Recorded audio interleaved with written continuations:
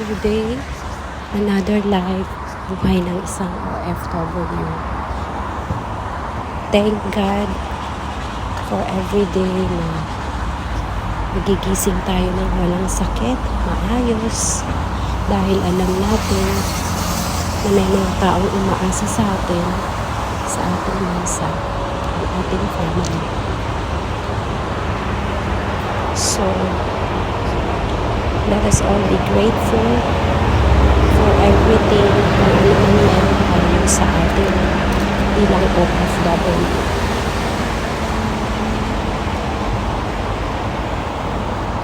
Sometimes, mahirap, nakakalungkot. Minsan nga, pag namimiss mo sila, tutulo na lang yung luha mo.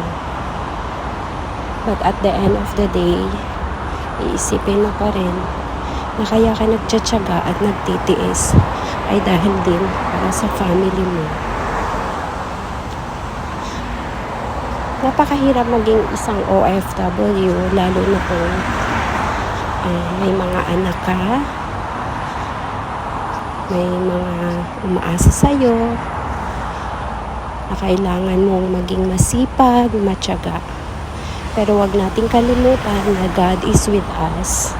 Kasi alam ni Lord ang ating sacrifices na ginagawa para sa family natin. So, the best thing na I can share is I just make sure na may enough rest tayo, kumakain tayo ng maayos, natutulog tayo ng sapat na oras, and above all, always pray to God for her guidance in our everyday life. Yan ang buhay ng isang OFW. Kailangan natin magtiis, magtyaga for the future of everybody back home.